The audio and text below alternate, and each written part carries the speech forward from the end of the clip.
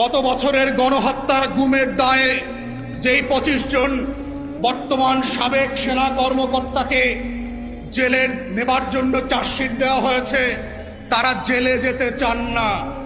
যদিও তারা গুম খুন করেছেন, যদিও তারা সারা বাংলাদেশে 800 আয়না ঘর বানিয়েছেন, যদিও তারা গত 16 বছরে লক্ষ লক্ষ রাজনৈতিক নেতা কর্মীর আঙ্গুল উপড়ে দিয়েছেন, ট্রেড লাইনের উপরে লাশকে দ্বিখণ্ডিত করে দিয়েছেন, আমার মাদ্রাসার ছাত্র এবং শিক্ষক ভাই বোনদেরকে শুধুমাত্র দাড়ি টুপির কারণে ধরে নিয়ে জঙ্গি বানিয়েছেন।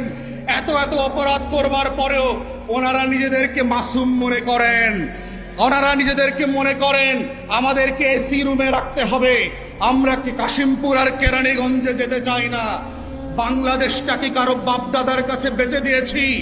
গণ অভ্যুত্থানের পরের বাংলাদেশে প্রধান বিচারপতি যদি জেলে যেতে পারে, প্রধান নির্বাচন কমিশনার যদি জেলে থাকতে পারে, সাবেক এমপি মন্ত্রী আমলারা, সচিবরা, ডিসিএসপিরা যদি জেলে থাকতে পারে, প্রজাতন্ত্রের কোন কর্মচারীকে এসি রুমের কোন জেলার এই নির্দেশনা আমরা মেনে নেব না।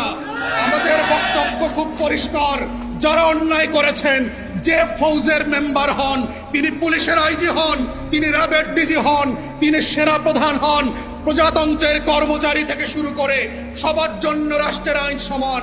যারা ফৌজদারি অপরাধ করেছেন অ্যাকর্ডিংলি আইন মোতাবেক তাদেরকে কাশিমপুর কেরানীগঞ্জে থাকতে হবে।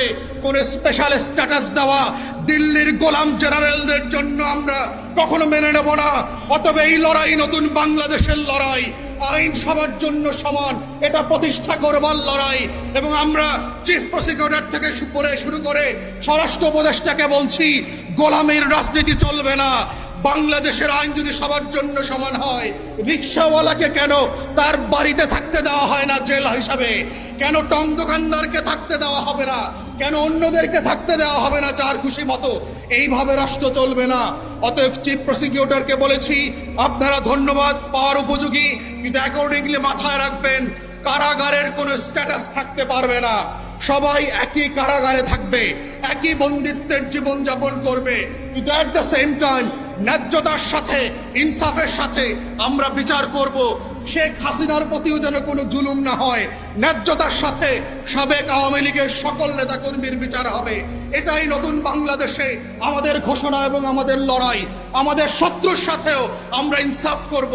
এই ইনসাফটাই হচ্ছে বাংলাদেশ রাষ্ট্রকে নতুনভাবে বিনির্মাণ করবার পাটাতন তৈরি করবে। প্রিয় এলাকাবাসী,